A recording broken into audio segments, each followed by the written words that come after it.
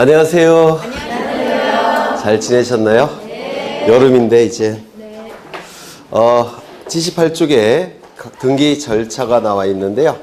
거기 이제 이번에 단독 신청에 의한 등기가 가능한 경우, 그 다음에 직권에 의한 등기가 나오는데, 이런 거 외우시는 게 아니라 한 줄 한 줄을 그림을 통해서 이해를 하셔야 돼요. 그래야지만 이게 기억이 납니다. 근데 외워봤자 그 말이 그 말 같아요. 그래서 한 줄 한 줄씩을 이해를 하셔야 되는데, 오늘은 신탁 등기 할 차례인가요? 가처분 등기 할 차례인가요? 가처분이죠. 네, 10번을 보겠습니다. 가처분권자의 승소 판결에 의한 등기 시에 가처분 이후에 격려된 제3자 명의의 각종 권리의 말소 등기. 이거를 여러 번 했었는데 워낙 어려운 내용이니까 다시 한번 하겠습니다. 여기에 이러한 부동산이 있고 소유자는 갑입니다. 소유자가 갑인데 갑이 A와 매매 계약을 체결합니다. 매매 계약을 체결하면 매도인 갑에게는 소유권 이전 등기 의무가 발생하겠죠.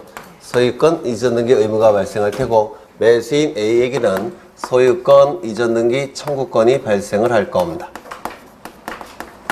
그러면 이 의무를 가지고 있는 자는 자신의 의무를 이행기에 자발적으로 이행하는 것이 원칙입니다. 이 의무를 이행하는 것은 매수인 A와 같이 등기소에 가서 등기를 신청하는 거예요. 이게 이 의무를 이행하는 겁니다. 이 등기를 신청하는 게 의무를 이행하는 겁니다. 그런데 이 의무를 이행하지 않더라는 겁니다. 이 의무를 이행하지 않으면 이 채권자는 이 의무를 강제로 이행하도록 해야 될 겁니다. 강제 집행을 통해서 강제로 이행하도록 할 겁니다. 그러면 이 강제 집행을 하기 위해서는 뭐가 필요하죠? 강제 집행할 수 있는 권리의 원천, 집행권원이라는 게 필요하다고 했죠. 이 집행권원에 해당되는 게 뭐였습니까? 판결서였죠. 그래서 이 강제 집행을 하기 위해서는 판결서가 필요합니다. 판결서를 만들어내기 위해서 A는 소송을 제기할 텐데, 이때 제기하는 소송을 법원에 소송을 제기할 텐데, 이때 제기하는 소송은 소유권 이전 등기에 관한 소송을 제기합니다. 소유권 이전 등기에 관한 소송을 제기할 텐데, 이 소송 제기에 대해서 법원은 소가 제기된 시점부터 판결이 확정이 되기까지, 법원의 판결이 나오기까지는 긴 시간이 걸린다고 했죠. 기억나셔요? 소가 제기된 시점부터 판결이 확정이 되기까지는 긴 시간이 걸린다고 했습니다. 따라서 중간에 채무자가 이 부동산을 다른 자에게 넘기게 되면, 갑이 자신의 부동산을 다른 자에게 넘기게 되면 이 시점부터 을소유가 되겠죠. 그러면 판결이 확정이 됐을 때 강제 집행 들어올 수 있습니까? 없습니까? 없게 돼요. 판결은 의미가 없어져 버리죠. 따라서 채무자가 이 부동산을 다른 자에게 처분하는 것을 못하도록 하면서 소송을 제기해야 될 겁니다. 다른 자에게 처분한 것을 못하도록 하는 소송을 뭐라고 불렀습니까? 보전소송. 맞아요. 이때 보전소송은 두 가지가 있죠. 가압류 신청, 처분금지, 가처분 신청. 이때 이 채권자가 가진 채권을 뭐라고 부르냐면 보전소송을 통해서 보호받는 채권, 피보전권리라고 불러요. 피보전권리. 이 피보전권리가 금전 채권일 때는 보전소송으로 가압류 신청하는 것이고, 금전 이외의 채권일 때는 보전소송으로 처분금지, 가처분을 신청한다고 했죠. 이때 이 피보전권리, 즉 채권자가 가진 채권은 금전 채권입니까? 아닙니까? 아니죠. 따라서 보전소송으로 무엇을 제기해야 되겠습니까? 처분금지, 가처분을 신청하게 될 겁니다. 처분금지, 가처분을 신청하게 되면 이제 법원은 결정을 해줄 테고, 결정이 나면 등기소에 이 가처분 등기를 촉탁하게 될 겁니다. 그래서 이 처분금지, 가처분 등기나 가압류 등기는 전부 다 법원의 촉탁에 의한 등기죠. 그렇죠. 네. 이 촉탁이 있게 되면 등기소는 이 가처분 등기를 시행할 텐데, 문제는 이 부동산이 미등기라고 한다면 어떻게 한다고 했습니까? 등기소는 먼저 직권으로 보전 등기를 해서 등기부를 만든다고 했죠. 기억나셔요? 직권으로 보전 등기해서 등기부를 만들 겁니다. 그러면 등기부가 만들어졌으면 이제 법원의 촉탁에 의한 처분금지, 가처분 등기를 실행하게 될 겁니다. 가압류 등기도 마찬가지예요. 기억나시죠? 그러면 이때 이 가처분 등기가 말소가 된다면 법원의 촉탁에 의해서 말소되는 게 원칙이에요. 가압류 등기나 가처분 등기는 법원의 촉탁에 의해서 실행되기 때문에 말소도 어떻게 된다고요? 법원의 촉탁에 의해서 말소되는 게 원칙입니다. 그렇다면 요 가처분 신청을 취소하면 이것도 취소가 되겠죠. 그러면 이 가처분 등기 어떻게 될까요? 법원의 촉탁에 의해서 말소되겠죠. 그러면 이것이 법원의 촉탁에 의해서 말소가 된다면 요거는 내버려 둘까요? 말소시켜야 될까요? 네? 내버려 둬야 돼요. 왜요? 부동산이 있을 때 등기부가 있는 게 정상입니까? 없는 게 정상입니까? 있는 게 정상이에요. 따라서 이 가처분 등기가 설령 법원의 촉탁에 의해서 말소가 된다고 해도 이 등기는 계속 존치시켜야 됩니다. 이거 기억하셔야 돼요. 네. 그러면 이제 가처분 등기가 실행이 됐습니다. 그래서 이 부동산에 대해서 처분금지 가처분 등기가 실행이 될 겁니다. 물론 등기부에 실행이 될 때는 여기서부터 여기까지를 생략해요. 그냥 가처분 이렇게 기록을 합니다. 그리고 가처분 채권자는 누구죠? A죠. 아이고. A가 될 겁니다. 그러면 처분금지 가처분 등기가 실행이 됐는데 이 가처분 등기는 금지라는 용어는 쓰고 있지만 금지의 의미는 있습니까? 없습니까? 없다고 그랬죠. 단지 제한의 의미만 있다라고 했습니다. 따라서 처분금지 가처분 등기나 가압류 등기가 실행이 된 다음에 갑은 다른 자에게 부동산을 처분할 수 있습니까? 없습니까? 있다라고 했죠. 이건 요즘 자주 출제가 되는 문구예요. 처분금지 가처분 등기나 가압류 등기가 실행이 됐다고 하더라도 처분하는 것이 금지되지는 않습니다. 이유는 A가 100% 승소 판결을 받는다는 보장은 없습니다. A가 패소 판결을 받을 수도 있기 때문에 처분이 금지되지는 않습니다. 다만 제한이 될 뿐이다 이렇게 얘기합니다. 그래서 가압류 가처분 등기는 처분 금지의 등기가 아니라 처분 제한의 등기다 이렇게 얘기를 하는 겁니다. 그러면 이 어른 소유권을 취득하게 될 겁니다. 이 시점부터 어른 소유자가 될 겁니다. 그리고 이 소송이 계속 진행이 될 거예요. 이 소송을 뭐라고 부르냐면 본안소송이라고 불러요. 본래의 안건인 소송. 지금 요 A의 목적은 뭐죠? 판결서 받아내는 거죠. 그래서 요 판결서를 만드는 소송을 본안소송이라고 부릅니다. 본래의 안건인 소송. 이것을 보전소송, 본안소송 이렇게 얘기를 해요. 그러면 이제 본안소송은 계속 진행이 될 테고 이 시점에 A가 승소 판결을 받았고 그 판결이 확정이 됐다라는 겁니다. 그렇다면 이때 A를 뭐라고 부르죠? 승소한 등기 권리자라고 부르죠. 맞아요. 승소한 등기 권리자는 상대방이 등기 신청이 설령 없다고 하더라도 단독으로 등기를 신청할 수 있죠. 그래서 단독 신청을 통해서 등기를 뺏어오는 겁니다. 단독 신청을 통해서 등기를 뺏어오게 돼요. 소유권 이전 등기가 이루어지게 될 겁니다. 이건 단독 신청이 될 겁니다. 그래서 승소한 등기 권리자의 판결에 의한 등기 신청을 우리 민사집행법에서는 강제 집행한다 이렇게 얘기하는 겁니다. 민사집행법상의 강제 집행이 우리 등기법에서는 승소한 등기 권리자의 판결에 의한 등기 신청이 돼요. 그래서 표현은 다르지만 같은 의미가 되는 겁니다. 그러면 여기 A 명의로 등기가 이루어지면 요건 어떻게 될까요? 두 개가 양립할 수 있습니까? 없겠죠. 따라서 이 등기는 어떻게 해야 되느냐면 말소 등기가 이루어져야 됩니다. 이 가처분 등기를 통해서 을에게 이미 경고했죠. 그래서 네가 설령 소유권을 취득한다고 하더라도 내가 승소 판결을 받는다면 이거 너는 소유권을 상실할 수 있다는 것을 가처분 등기를 통해서 경고를 한 겁니다. 따라서 이 등기는 이제 말소가 될 겁니다. 이 등기의 말소 등기는 판결서를 가지고 A가 신청하는 거예요. 판결에 의한 등기 신청입니다. 따라서 이 말소 등기도 단독 신청을 통해서 이루어지게 될 겁니다. 맞아요. 그렇죠. 그러면 이 두 개의 등기 신청은 어떻다라고 했죠? 동시 신청이라고 했죠. 동시 신청이 될 겁니다. 동시 신청이 되면 등기관은 먼저 말소 등기를 한 다음에 그 다음에 요 소유권 이전 등기를 하게 될 겁니다. 그리고 이 가처분 등기는 지금 A 명의로 소유권 이전 등기가 되니까 A 명의의 가처분 등기는 더 이상 필요 없다는 것을 등기관은 직관적으로 알게 돼요. 따라서 이거를 법원의 촉탁을 기다릴 필요가 있겠습니까? 없어요. 이 등기는 어떻게 된다고요? 등기관이 직권으로 말소하는 겁니다. 그래서 이 가처분 가압류 등기는 원칙이 법원의 촉탁에 의한 등기라서 말소도 촉탁에 의해서 이루어지겠지만 예외적으로 이렇게 직권으로 말소되는 경우도 있습니다. 물론 직권 말소 외에 단독 신청을 통해서 말소되는 경우도 있어요.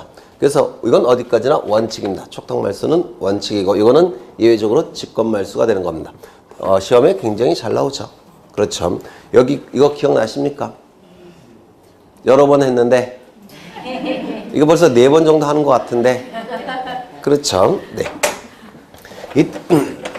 이때 A는 판결서를 가지고 자신의 이름으로 강제로 뺏어온 다음에 후속 조치를 취할 겁니다. 뭐냐면 지금 A는 제때 등기를 넘겨받았습니까? 제때 넘겨받지 못했죠. 왜? 갑이 자발적으로 의무를 이행하지 않았기 때문에 소송을 거쳐서 비용도 투입하고 소송을 거쳐서 나중에 등기를 넘겨받은 거죠. 그러면 늦게 받았고 소송을 거쳤기 때문에 비용이 들었을 겁니다. 그만큼 요 A에게는 그래서 A는 등기를 뺏어간 다음에 아마도 손해배상을 청구할 겁니다. 그러면 이 갑의 입장에서 손해배상 금액을 줄이기 위해서는 어떻게 해야 될까요? 얘가 판결서를 가지고 단독으로 등기 신청할 때까지 기다리면 손해배상은 점점 늘어날 거예요. 그러면 그 전에 미리 등기를 넘겨주면 좋을 겁니다. 맞아요? 네. 그래서 이때 이 갑이 A에게 그럽니다. 내가 등기해 줄게. 우리 등기소에 가자. 그래서 공동신청도 가능하다 이렇게 얘기합니다. 원칙은 단독 신청이지만 공동신청도 가능합니다. 미리 등기해 주더라는 겁니다. 그러면 금액을 줄일 수가 있습니다. 되셨을까요? 네. 여기까지가 기본이 되는 내용이에요. 기본이. 그러면 여기 지문을 보시면 가처분권자의 승소 판결에 의한 등기 시에 가처분 이후에 격려된 제3자명의 각종 권리의 말소 등기는 이거는 어떻습니까? 단독 신청을 통해서 말소가 되는 겁니다. 맞아요? 맞아요. 판결에 의해서 말소 등기를 신청하는 것이니까 단독 신청을 통해서 말소가 될 겁니다. 그런데 이거는 어디까지나 피보전 권리가 소유권 이전 등기일 때가 이런 것이고 원칙이 이런 것이고 조금만 더 들어가겠습니다. 조금만. 문제가 조금 어렵게 출제되면 이것도 출제될 수가 있어요. 이게 매매 계약이 아니라 지상권 설정 계약이라고 한다면 이게 지상권 설정 계약이라고 한다면 이 청구권은 지상권 설정 등기 청구권이 되겠죠. 맞아요. 그러면 이 등기도 소유권 이전 등기가 아니라 무슨 등기가 되겠습니까? 지상권 설정 등기가 될 겁니다. 맞아요. 그런데 이 을명의 등기는 전세권 등기이더라는 겁니다. 그러면 이 A가 판결서를 가지고 자신의 이름으로 지상권 등기를 한다면 이 을의 전세권 등기는 양립할 수 있습니까? 네. 있어요. 하나의 부동산에 대해서 용유물권 등기가 2개가 있을 수 있습니까? 없죠. 따라서 이 A명의 지상권 등기를 하기 위해서 이 전세권 등기는 어떻게 해야 될까요? 말소시켜야 됩니다. 이거 맞아요? 네. 그렇죠. 그런데 만약에 을명의 등기가 전세권 등기가 아니고 저당권 등기라고 한다면 저당권 등기라고 한다면 이때는 이거 말소시킬 필요가 있을까요? 없을까요? 없어요. 없어요. 왜? 저당권은 계속 말씀드리지만 간념적인 지배권이라고 했죠. 간념적으로만 지배해요. 따라서 다른 모든 물건과 양립이 가능합니다. 양립이 가능하니까 요 저당권 등기는 말소할 필요가 없습니다. 요 A는 선순위 지상권, 그 다음에 요 을의 저당권은 후순위 저당권, 이렇게 서열이 결정이 됩니다. 요거 이해가 되실까요? 네. 그렇죠. 그럼 이건 어떨까요? 요거는 말소시킬 필요가 없다라고 했죠. 말소 등기가 이루어지지 않을 겁니다. 그럼 이때는 말소 등기가 된다고 했는데 만약에 A의 지상권이 요 부분이고 A의 지상권이 요 부분이고 을의 전세권이 요 부분이라고 한다면 이때는 양립할 수 있습니까? 없습니까? 있어요. 있겠죠. 따라서 이때도 말소할 필요가 있을까요? 없어요. 없겠죠. 네. 요즘은 이런 것도 출제가 돼요. 이런 것은. 그러면 하나만 더 보죠. 이게 지상권 설정 계약이 아니라 저당권 설정 계약이라고 한다면 이때는 저당권 설정 등기 청구권이 되겠죠. 그리고 A 명의로는 무슨 등기가 되겠습니까? 저당권 등기가 이루어지겠죠. 그러면 을명의 각종 등기는 말소시킬 필요가 있을까요? 없을까요? 없어요. 왜요? 저당권은 간념적 지배권이니까 다른 물건과 다 양립할 수 있다고 했죠. 따라서 이 등기는 말소될 필요가 없을 겁니다. 이거 이해가 되실까요? 그렇죠. 신기한데 이해가 된다는 게. 네. 지난주에 한 거죠? 네. 너무 어려운 건데. 네. 지난주에 이것도 했습니다. 이왕 하는 거 다 하죠. 네. 다 하겠습니다. 요 시점은 가처분 등기가 이루어진 시점입니다. 그리고 요 시점은 이건 소유권에 대한 가처분 등기가 이루어진 시점이고요. 요거는 소유권 이전 등기가 이루어진 시점입니다. A 명의로. 그러면 요 중간 처분의 등기는 어떻게 된다고 했죠? 소유권. 어떻게 된다고 했죠? 단독 신청을 통해서 말소된다고 했죠? 맞아요. 여기 써놨잖아요. 말소 등기. A 명의가 소유권 이전 등기 청구권에 대한 가처분 등기. 그리고 소유권 이전 등기. 그러면 병명의 등기는 어떻게 한다고 했습니까? 아까 다 말소 등기 한다고 했죠? 그렇죠. 그런데 병명의 등기는 말소 등기를 함이 원칙인데 단독 신청을 통해서 말소된다는 거 기억하셔야 되고요. 이런 경우가 있다고 그랬죠. 가압류 등기. 가압류 등기가 이루어지면 그 이후에 무슨 등기가 나타난다고 했습니까? 강제, 경매, 개시, 결정 등기가 나타납니다. 가압류 등기가, 가압류 채권자는 가압류 보전 수성으로 가압류 등기를 한 다음에 강제 집행 들어가죠. 강제 집행하는 방법은 강제경매 절차로 넘기는 겁니다. 강제경매 절차로 넘기는 것이라서 법원에 강제경매 개시결정 등기가 뒤따라 나와요. 그래서 가압류 등기와 강제경매 개시결정 등기는 하나의 세트로 움직이는 겁니다. 그 다음에 저당권 등기, 그 다음에 전세권 등기, 담보가 등기, 이런 것들은 공통점이 있는데 뭘까요? 네? 저당권, 전세권, 담보가 등기 공통점이 있는데 뭘까요? 담보물권 아닌가요?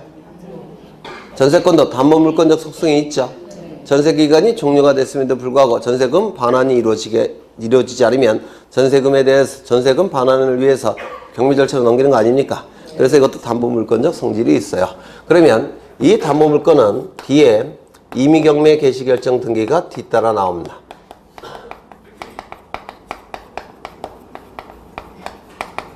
이 담보물권은 피담보 채권이 변제되지 않으면 경매 절차로 넘기는데요. 이때 경매 절차로 넘길 때 법원에 경매를 청구하겠죠. 경매를 청구할 때 등기부만 지출하면 경매 절차가 진행이 돼버립니다. 그러면 경매 절차에 넘어가는 것이 담보권자의 의사에 의해서 결정이 되는 거죠. 등기부만 지출하면 경매 절차로 넘어가니까.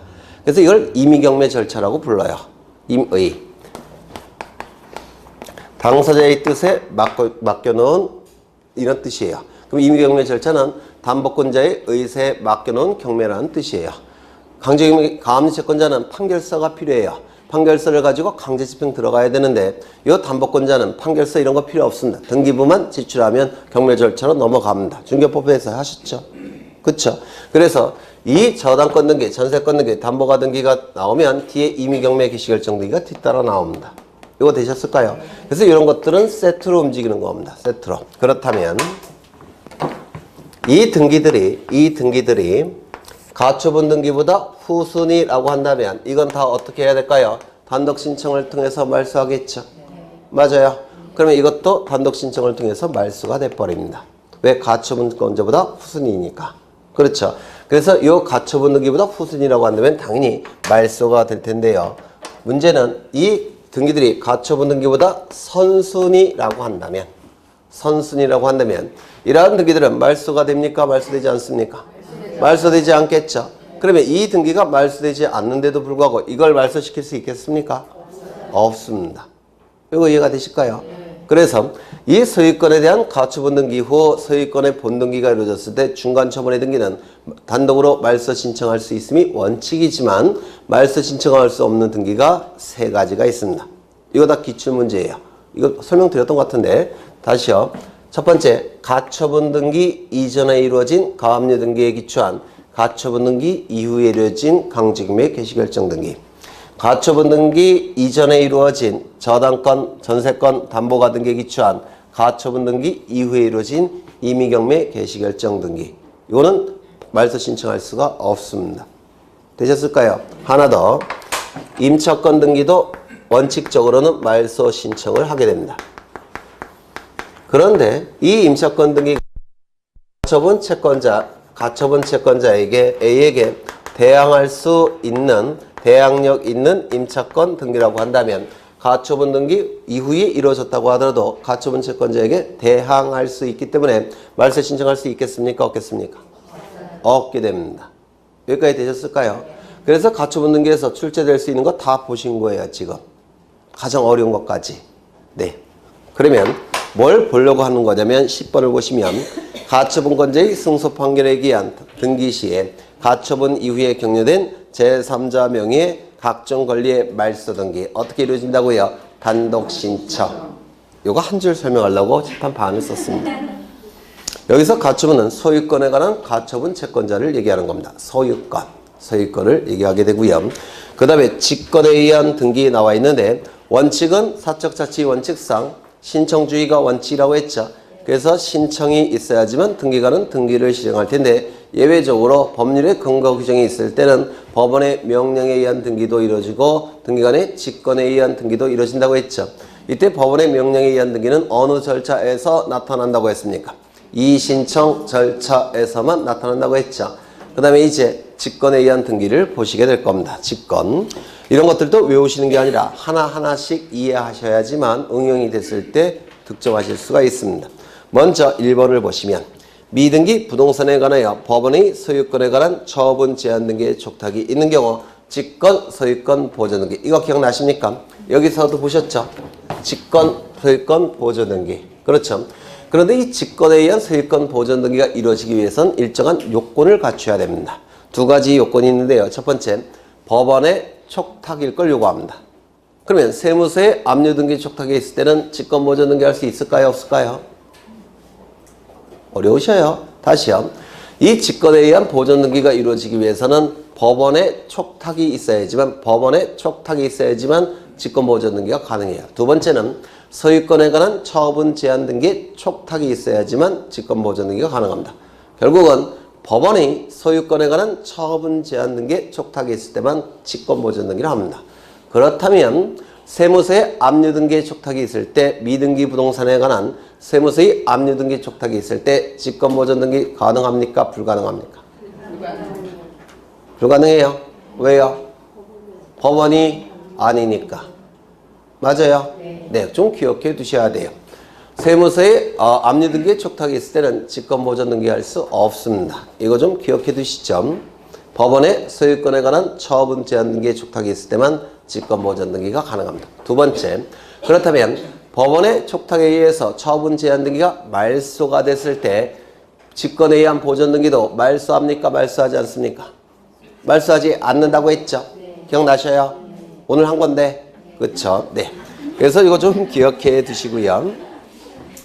2번을 보시면 행정구역 또는 그 명칭이 변경된 경우 부동산 표시 변경 등기, 등기명인 표시 변경 등기 나와 있는데요. 이건 뭘 얘기하느냐면 행정구역이나 그 명칭 변경은 법령에 의해서 바뀌는 겁니다. 법령에 의해서.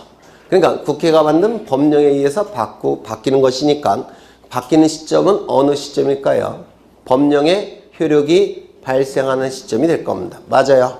그럼 법령의 효력이 발생하는 시점에 행정구역이나 명칭이 바뀌었으니까 등기부에 기록된 소재지 그리고 등기명인에 관한 주소지 이것도 바뀌어야 되겠죠. 어느 시점에 바뀐 것으로 간주할까요? 법령의 효력이 발생하는 시점에 바뀐 것으로 간주해야 됩니다. 맞아요. 그러면 등기관이 발견했다면 이거 어떻게 해야 될까요? 직권으로 고칠 수 있겠죠. 이미 바뀐 거니까. 이거 이해가 되실까요? 그렇죠. 법령에 의해서 행정구역이나 명칭이 바뀌었기 때문에 등기관이 발견한다면 알아서 고칠 수가 있다는 겁니다. 그렇다면 등기명인이 신청할 수도 있습니까? 있습니다. 왜냐하면 가장 이해관계가 많은 자는 등기명인이 되겠죠. 그래서 신청이 원칙이지만 등기관이 직권으로 바꿀 수도 있다는 겁니다. 왜? 법령의 효력이 발생한 시점에 이미 바뀌었으니까. 그러면 이 행정구역 또는 그 명칭이 들어가는 부분이 어디입니까? 소재지. 그 다음에요. 주소지. 등기명인 주소지. 맞아요. 그렇죠. 그래서 이것도 좀 기억해 두시는데 직권도 가능하다는 뜻입니다. 반드시 직권으로 하는 건 아니고요. 가장 이해관계가 많은 자는 등기명인이기 때문에 신청이 원칙입니다. 다만 직권도 가능하다는 겁니다. 그 다음에 3번 소유권 이전 등기 신청에 있어서 등기의무자의 직권, 주소, 변경 등기. 소유권 이전 등기 밑줄 치셔야 되고 주소 기억해 두셔야 됩니다. 이건 대단히 중요한데요.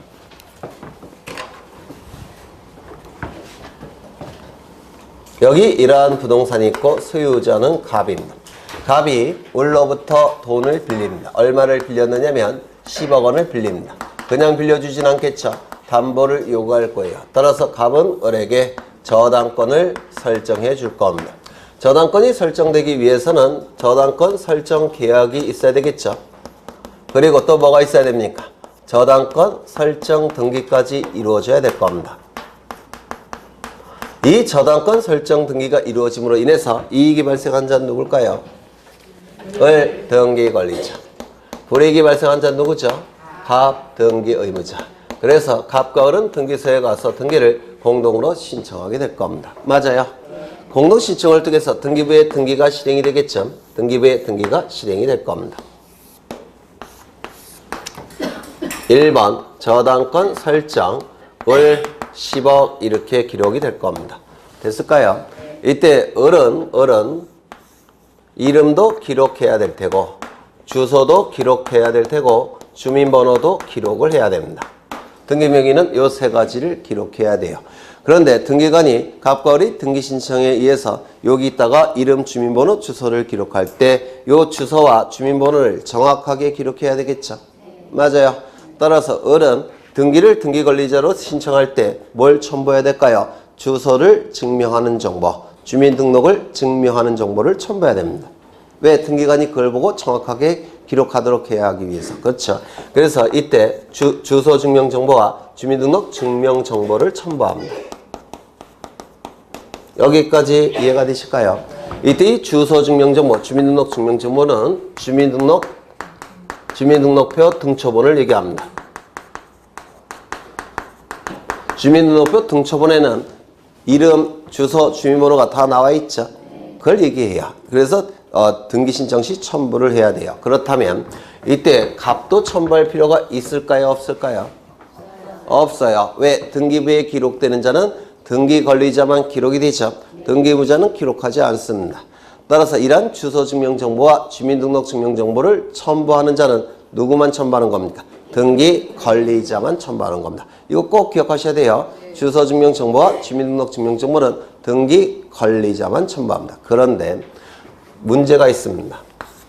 여기 이러한 부동산이 있고 소유자가 있고요. 갑이 을과 매매 계약을 체결합니다. 소유권 이전 등기까지 이루어지면 갑이 가진 소유권은 을의 소유권으로 변동이 될 겁니다. 이때 이 등기가 이루어짐으로 인해서 이익이 발생한 자는 누굽니까? 을 등기 권리자. 불이익이 발생한 자는 누굽니까? 갑 등기 의무자. 갑이라고 하지 않고 이명복으로 하겠습니다. 그러면 등기부에는 등기가 실행되겠죠. 이렇게 등기부에 실행이 될 겁니다. 1번 소유권 보전 이명복. 그 다음에 2번 소유권 이전 을 이렇게 등기가 실행이 될 겁니다. 이때 등기권리자는 을이죠. 그래서 을은 등기부에 기록이 될 때 이름, 주민번호, 주소를 기록해야 될 겁니다. 따라서 주민번호와 주소를 증명하는 정보를 등기권리자 을은 첨부해야 될 겁니다. 맞아요. 그래서 이 등기권리자는 주소 증명 정보와 주민등록 증명 정보를 첨부하는 겁니다. 그런데 여기 이명복은 주소지가 어디냐면 서울이에요. 그런데 등기부에 기록되어 있는 이 이명복은 주소지가 부산이더라는 겁니다. 같은 사람입니까? 다른 사람입니까? 같은 사람. 네? 주소지가 다르잖아요. 그렇죠. 얘는 서울 사는 놈. 서울 어디 좀 차가운 데 있죠. 네. 그 다음에 부산에 사시는 분. 그렇죠. 그러면 이건 동명이인이 가능성이 높죠. 따라서 이때는 소유권 이전 등기만큼은 무권리자의 처분 행위를 방지하기 위해서 요 등기 의무자도 주소 증명 정보를 첨부해야 됩니다. 다른 사람이 엉뚱한 사람, 이름이 같은 엉뚱한 사람이 남의 부동산을 처분할 가능성이 있기 때문에 이때는 등기 의무자도 주소 증명 정보를 첨부해야 됩니다. 어느 등기에 한해서? 소유권 이전 등기에 한해서. 소유권 이전 등기는 가장 완전한 권리, 중요한 권리인 소유권이 넘어가는 등기이기 때문에 이 소유권 이전 등기만큼은 무권리제의 처분 행위를 방지하겠다는 겁니다. 따라서 소유권 이전 등기만큼은 등기 의무자도 주소 증명 정보를 첨부합니다. 그런데 이름과 주소만 같으면 같은 사람일 수 있죠. 구태여 주민번호까지 확인할 필요가 있습니까? 없어요. 그래서 등기 의무자는 주소 증명 정보만 첨부합니다. 주민등록 증명 정보는 첨부하지 않아요. 언제? 소유권 이전 등기를 신청할 때만. 다시요. 정리하자. 이 각종 권리에 관한 등기가 등기부에 기록이 될 때는 주민번호 주소를 정확하게 기록이 돼야 되기 때문에 등기 관리자는 주소 증명 정보와 주민등록 정보를 첨부하는 것이고 등기 의무자는 첨부하지 않습니다. 다만 예외적으로 소유권 이전 등기만큼은 등기 의무자도 무엇은 첨부한다고요? 주소 증명 정보는 첨부해야 된다는 겁니다. 되셨을까요? 그런데 만약에 이 등기가 강공소의 촉탁에 의한 등기라고 한다면 강공소의 촉탁에 의한 등기는 무권리제의 처분 행위가 나타날 가능성이 없다라고 봅니다. 따라서 소유권 이전 등기일지라도 주소 증명 정보는 첨부하지 않습니다. 이건 예외적으로. 되셨죠? 되셨나요? 되셨죠? 을은 병과 매매 계약을 체결합니다. 소유권 이전 등기까지 이루어지면 을의 소유권은 병의 소유권으로 변동이 될 겁니다. 병의 소유권으로. 그래서 이제 얘는 등기 의무자가 될 테고 얘는 등기 관리자가 될 겁니다. 그래서 등기소에 가서 이렇게 등기를 신청하게 될 겁니다. 이때 요 을은 이명복으로부터 소유권 이전 등기를 넘겨받을 때는 주소지가 어디였냐면 경기도였어요. 경기도. 그래서 여기에 주소가 뭐로 기록되겠습니까? 경기도 이렇게 기록되어 있을 겁니다. 그런데 병과 등기를 신청할 때는 주소지가 바뀌었어요. 이사를 해서 서울로 바뀌었다는 겁니다. 서울로 바뀌었어요. 그러니까 이명복으로부터 등기를 넘겨받을 때는 주소지가 경기도였는데 병에게 처분해서 병의 이름으로 등기를 신청할 때는 주소지가 서울로 바뀌었다는 겁니다. 이사를 했기 때문에. 그럴 수 있죠. 그렇죠. 그러면 여기는 경기도로 되어 있을 테고 그 다음에 등기를 신청할 때 등기 신청 정보를 등기소에 제공해야 되죠. 을과 병은 등기 신청 정보를 등기 신청 시 첨부해야 될 겁니다. 그럼 이 등기 신청 정보에는 등기 의무자 을의 주소지가 어디로 되어 있겠습니까? 서울로 되어 있겠죠. 그러면 등기부에 기록된 주소지와 신청 정보에 기록된 주소지가 달라져 버립니다. 맞아요? 그러면 신청 정보에 기록된 내용과 등기부에 기록된 내용이 다를 때는 등기관은 각하를 합니다. 안 해줘요. 각하 결정이 나옵니다. 그러면 이때 이게 각하 결정이 나오지 않도록 하기 위해서는 어떻게 해야 될까요? 주소지가 일치돼야 되겠죠. 그렇죠. 문제는 뭐냐면 소유권 이전 등기를 신청할 때는 등기 의무자가 뭘 첨부한다고 했죠? 주소 증명 정보를 첨부한다고 했죠. 이 주소 증명 정보는 뭐냐면 주민등록표 등초본이에요. 그러면 이 주민등록표 등초본에는 이 을이 이사했던 그 장소가 쭉 나열되어 있습니까? 네. 나열되어 있죠. 그럼 주민등록표 등초본에는 요게 기록되어 있을 겁니다. 요게 기록되어 있으니까 등기관은 을이 요 등기를 신청할 때는 경기도 살았는데 이 등기를 신청할 때는 서울로 이사 왔다는 것을 요 주민등록표 등초본을 가지고 등기관은 알 수 있을까요? 모를까요? 알겠죠. 따라서 그걸 알 수가 있기 때문에 등기관은 2-1번, 2번 소유권의 등기, 명의인, 표시, 변경을 합니다. 변경 등기를 하게 돼요. 즉 경기도에서 어디로 이사 왔다고요? 서울로. 서울로 이렇게 하고 이걸 지워줍니다. 누가? 등기관이 알아서. 왜냐면 주소 증명 정보가 첨부가 됐으니까. 되셨을까요? 그러면 이제 이 등기가 이런 등기명의 표시 변경 등기가 이루어지게 되면 이제 일치가 됩니까? 일치가 됐죠. 따라서 이제 여기다가 3번 소유권, 이전, 병 이렇게 등기가 실행이 됩니다. 여기까지 되셨을까요? 이때 요 등기를 등기관이 직권으로 하는 겁니다. 왜? 주민등록표 등초본이 첨부가 됐기 때문에 직권을 해도 상관이 없다는 겁니다. 요거 이해가 되실까요? 그럼 이 직권 주소 변경 등기는 뭐가 있어야 됩니까? 소유권 이전 등기에서만 나타나는 겁니다. 다른 등기에서는 나타날 수가 없어요. 왜? 다른 등기에서는 등기임자가 주소증명정보를 첨부합니까? 안 합니까? 안 하기 때문에 그렇습니다. 이거 되셨을까요? 이거 좀 중요하니까 좀 기억해 두셔야 돼요. 그래서 소유권 이전 등기 신청이 있어서 등기임자의 직권 주소 변경 등기, 요거 바로 요걸 얘기하는 겁니다. 소유권 이전 등기에 있어서 등기의무자의 직권에 의한 주소 변경 등기. 되셨을까요? 좀 어렵죠? 이거 두 번째인가 세 번째 설명하는 건데 여러분은 처음 듣는 것 같죠? 네. 그 다음에 하나씩 다 보실 거예요. 그 다음에 4번을 보시면 등기간의 가호로 인한 등기의 착오 또는 유료가 있는 경우 직권 경정 등기. 이것도 대단히 중요하다고 설명을 드린 적이 있습니다.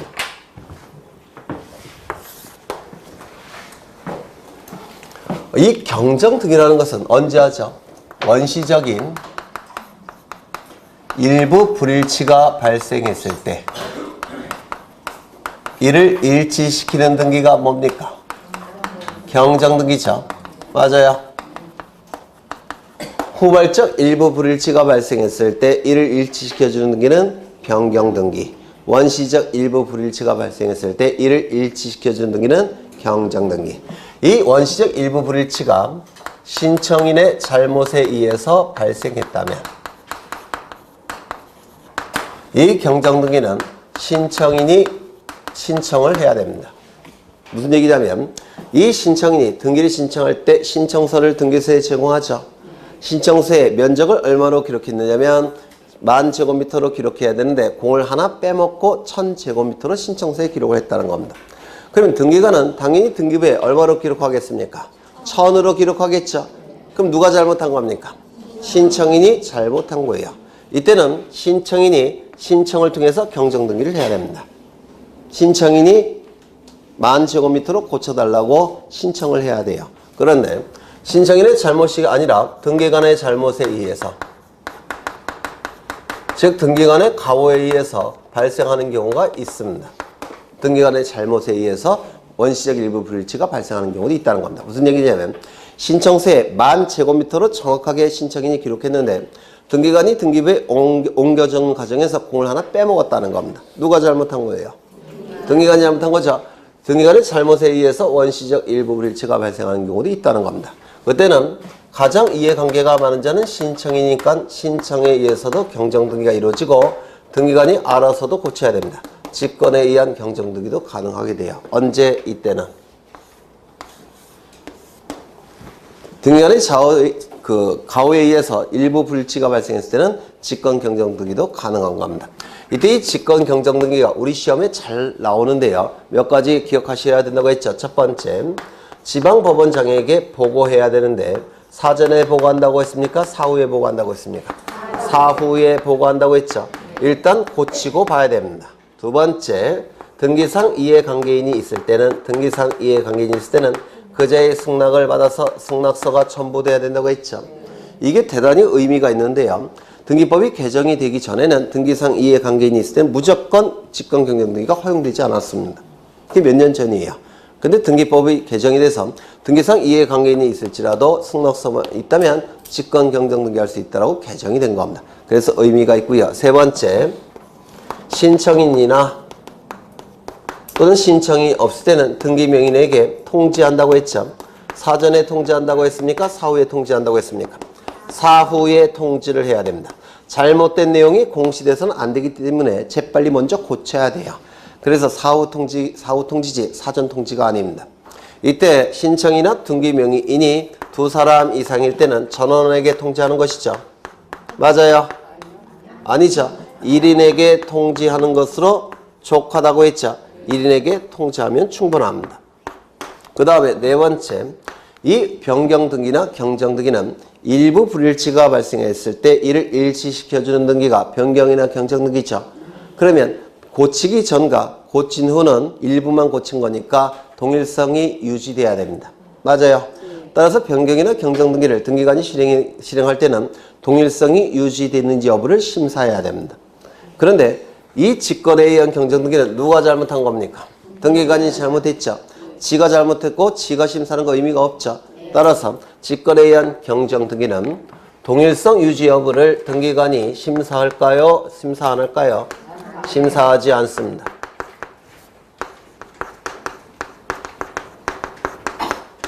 그래서 이 직권 경정등기는 이 정도가 자주 출제가 돼요. 그래서 이것도 여러 번 설명한 거죠. 이제 앞으로 설명하는 것은 전부 다 반복하는 거예요. 그래서 반복이 되는 겁니다. 그러면 지문을 보시면 등기관의 가호로 인한 등기의 착오 또는 유류가 있는 경우 직권 경정등기. 이걸 얘기하는 겁니다. 등기관이 잘못했으니까 직권 경정등기도 가능하다는 겁니다. 지가 알아서 고친다는 겁니다. 물론 신청에 의해서도 경정등기 가능한 겁니다. 그렇겠죠? 네. 그래서 이것도 좀 기억해 두셔야 되고요. 그 다음에 관할 위반의 등기 또는 등기할 사항이 아닌 등기 직권 말소. 29조 제1호 위반, 관할 위반. 29조 제2호 위반. 사건이 등기할 것이 아닌 경우. 이때는 각하돼야 되겠죠. 그런데 각하되지 않고 등기가 실행이 됐을 때 이 실행된 등기는 당연부여, 직권말소, 이의신청. 기억나십니까? 네. 그렇죠. 그래서 직권말소 나오고요. 그 다음에 소유권의 가등기에 기한 본등기 시 중간 처분의 등기의 직권말소. 이거 기억나셔요? 네. 안 나시는 분이 더 많죠. 네. 그래서 이 부분이 시간이 많이 걸려요. 일일이 다 할 거니까. 이거 외워봤자 암기 안 돼요. 한 줄 한 줄씩을 떠올리셔야 돼요. 이걸. 네. 등기법을 잘 하시는 방법은 간단해요. 제가 판사한 거 연습장에 그려보시면 돼요. 작년인가 재작년에 해군에서 예편하신 어르신이 한 분 계셨는데 그때 69인가 70이셨는데 등기법 다 맞으셨어요. 모의고사 때도 한 개, 두 개입니다.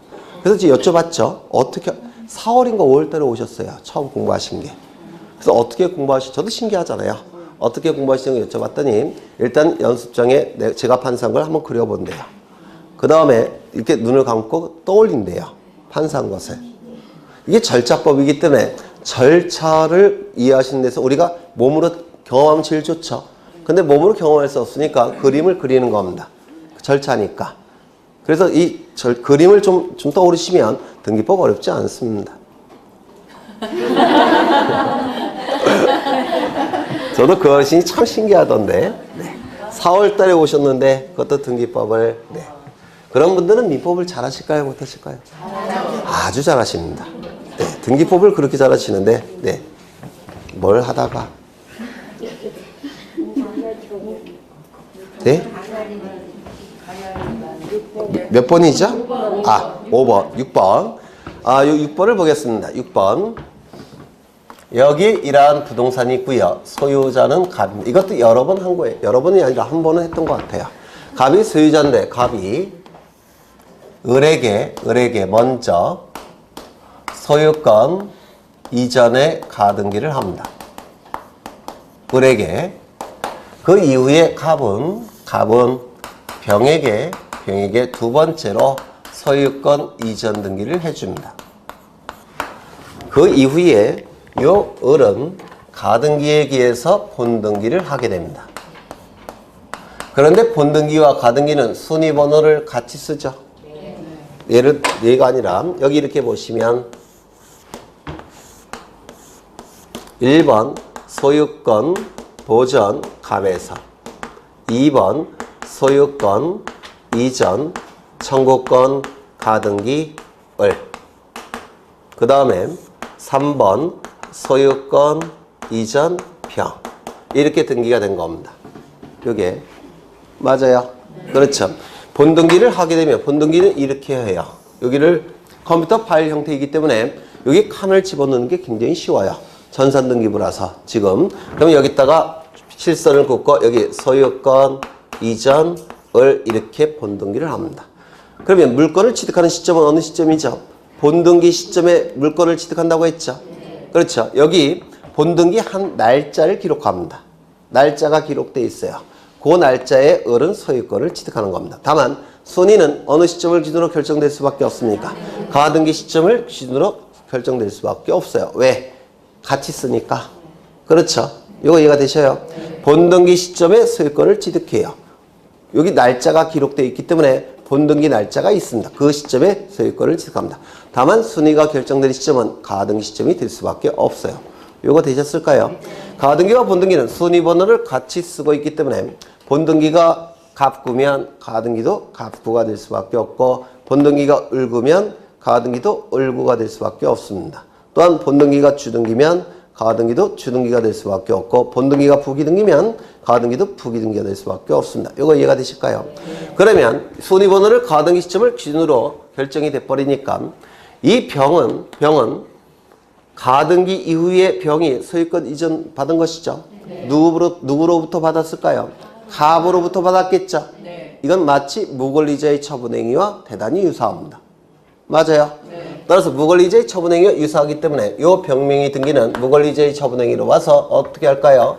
직권으로 말소해야 됩니다. 그렇겠죠? 그렇다면 이게 만약에 전세권 등기라고 한다면 어쩔까요? 지금 요 시점을 기준으로 우리 소유권을 취득한 것과 같은 결과라고 했죠. 그러면 병에게 전세권 설정해 준 것은 누가 해줬을까요? 갑이 해준 거 아닙니까? 이것도 무권리자의 처분행위로 볼 수가 있습니다. 물건을 설정하기 위해서 물건이 있어야 돼요. 처분권한 처분 능력이 있어야 합니다. 근데 이건 처분권한 처분 능력이 없는 갑이 해준 거로 보겠다는 겁니다. 따라서 이거 어쩔까요? 직권으로 말소하게 될 겁니다. 이거 되셨을까요? 만약에 저당권 등기라면 어쩔까요? 똑같아요. 직권 말소가 됩니다. 이걸 뭐라고 부르냐면 중간 처분의 등기라고 부릅니다. 지금 을의 이름으로 가등기가 이루어졌고 그 다음에 병의 이름으로 등기됐고 그 다음에 을의 이름으로 본등기 됐죠. 이 병명의 등기는 중간에 이루어졌죠. 중간 처분의 등기입니다. 무권리지 처분행위로 봐서 전부 다 직권으로 말소합니다. 되셨을까요? 두 번째. 지금 가등기에서 가장 어려운 내용을 보고 계신 거예요. 가등기에서 여기에 이러한 부동산이 있고 소유자는 갑입니다. 갑이 을에게 먼저 전세권의 가등기를 해줍니다.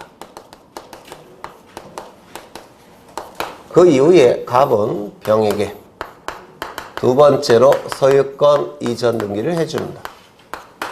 그리고 나서 가등기에 의해서 본등기를 합니다. 전세권 등기를 합니다. 순위는 어느 시점을 기준으로 결정될 수밖에 없습니까? 가등기 시점을 기준으로 결정될 수밖에 없습니다. 그러면 이때 병명의 등기는 무권리자의 처분행위로 일한 등기입니까?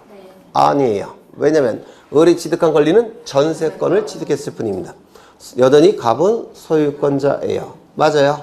소유권자가 소유권 이전 등기해 주는 건 무권리자의 처분행위가 아닙니다. 맞아요? 따라서 이 등기는 무권리자의 처분행위로 직권 말소할 수는 없습니다. 두 번째 기준은 뭐냐면 요 등기와 요 등기가 양립하느냐 여부로 판단합니다. 첫 번째는 무권리자의 처분행위인가 여부로 판단하고 두 번째는 양립할 수 있는지 여부로 판단합니다. 양립할 수 있습니까? 네. 있죠. 선순위 전세권, 후순위 소유권. 따라서 병은 전세권에 의해서 제한을 받는 소유권을 취득하는 겁니다. 따라서 이건 양립이 가능하니까 직권으로 말소할 수 있을까요? 없을까요? 없어요. 직권으로 말소할 수 없습니다. 두 번째, 병명의 등기가 지상권 등기라고 한다면 무권리자의 처분행위는 아니겠죠? 네. 두 번째, 양립할 수 있을까요? 없을까요? 없어요. 없어요. 한해의 부동산 전부에 대해서 용익물건이 두 개가 존재할 수는 없죠. 네. 이건 양립이 불가능하니까 어떻게 해야 될까요? 직권으로 말소해야 됩니다. 요거 되셨을까요? 네. 그런데 만약에 을이 가지고 있는 전세권이 요 부분이고 병이 취득한 지상권이 요 부분이라고 한다면 이때는 어떨까요? 양립할 수 있죠. 겹치지 않으니까. 따라서 이때는 양립이 가능합니다. 양립이 가능하니까 지상권 등기는 직권으로 말소할까요? 안 할까요? 안 합니다. 되셨을까요? 네. 그런데 만약에 병명의 등기가 저당권 등기라고 한다면 무권리자의 처분행위는 아니죠. 네. 두 번째, 양립이 가능합니까? 네. 저당권은 다른 물건과 다 양립 가능해요. 간접적 지배권이기 때문에. 따라서 이때는 양립이 가능하니까 직권으로 말소할 수 있을까요? 없을까요? 없습니다. 이거 다 출제, X. 다 출제가 된 거예요. 그럼 이제 하나 더 보셔야 되는데, 여기 소유권 이전에 가든 게 있죠? 네. 두 번째, 용의물권에 가든 게 있죠? 네. 세 번째, 뭐가 나올까요? 네. 첫 번째, 소유권에 관한 가등기 이루어졌죠? 네. 두 번째, 용의물권에 가등기 이루어졌죠? 뭐가 남았어요? 담보물권. 담보물권 하나 남았죠? 그러면 여기에 이러한 부동산이 있고 소유자는 갑입니다. 갑이 을에게 먼저 저당권에 관한 가등기를 해줍니다. 그 이후에 갑은 평에게 두 번째로 소유권 이전 등기를 해줍니다. 그리고 나서 가등기에 기해서 본등기를 합니다. 순위는 가등기 시점을 기준으로 결정이 될 겁니다. 이거는 중간에 이루어진 등기죠. 이걸 중간 처분의 등기라고 불러요. 첫 번째, 무권리제의 처분행위입니까?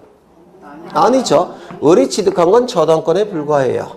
소유권은 여전히 갑이 가지고 있죠. 그러면 소유권을 가진 자가 소유권 이전 등기하는 건 이건 무권리제의 처분행위 아닙니다. 맞아요. 따라서 이거는 무권리제의 처분행위로 직권말소할 수는 없습니다. 두 번째, 이 두 개의 등기는 양립할 수 있을까요? 없을까요? 있죠. 양립이 가능하니까 직권으로 말소할 수 있을까요? 없을까요? 직권으로 말소할 수가 없습니다. 두 번째, 이게 전세권 등기라고 한다면 이거 무권리제의 처분행위 아닐 테고 양립이 가능합니까? 네. 담보물권은 간접적 지배권, 다른 물건과 다 양립이 가능해요. 그렇다면 여기 저당권은요,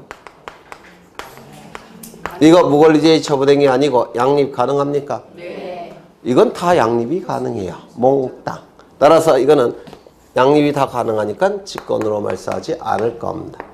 되셨을까요? 네. 네. 다 민법의 내용이에요. 그럼 이제 하나 더 볼 겁니다. 왜요? 수학 같죠? 네. 수학이라기보다는 산수 같죠? 네. 기계적으로. 네. 요 시점은 소유권 이전에 가등기가 이루어진 시점입니다. 누구의 이름으로? 을의 이름으로. 그 다음에 이 시점은 소유권 이전 등기가 이루어진 시점입니다. 누구의 이름으로? 을의 이름으로. 그러면 이 중간에 병명의 등기는 원칙이 어떻게 될까요? 직권말소겠죠? 직권으로 말소할 겁니다. 아까 여기가 가처분 등기일 때는 이거 어떻게 말소했죠? 단독 신청을 통해서 말소. 왜요? 판결에 의한 말소 신청이니까 단독 신청. 여기는 직권말소. 가등기일 때는 직권말소. 왜요? 무권리제의 처분행위니까 직권말소. 근거가 달라요. 헷갈리지 마셔요. 가처분 등기일 때는 단독 신청 말소. 가등기일 때는 직권말소. 이거 헷갈리시면 안 됩니다. 자주 출제되니까. 그런데 이 가등기의 경우도 문제가 있는데 가압류 등기. 가압류 등기가 나오면 뒤따라 나오는 등기가 뭘까요? 강제, 경매, 개시, 결정 등기. 맞아요. 그 다음에 저당권 등기, 전세권 등기, 담보 가등기가 나오면 뒤따라 나오는 등기가 뭘까요? 임의, 경매, 개시, 결정 등기가 뒤따라 나옵니다. 그렇다면 이때 요 등기가 가등기보다 후순위라고 한다면 당연히 여기에 해당되니까 직권말소겠죠. 네. 맞아요. 네. 그렇죠.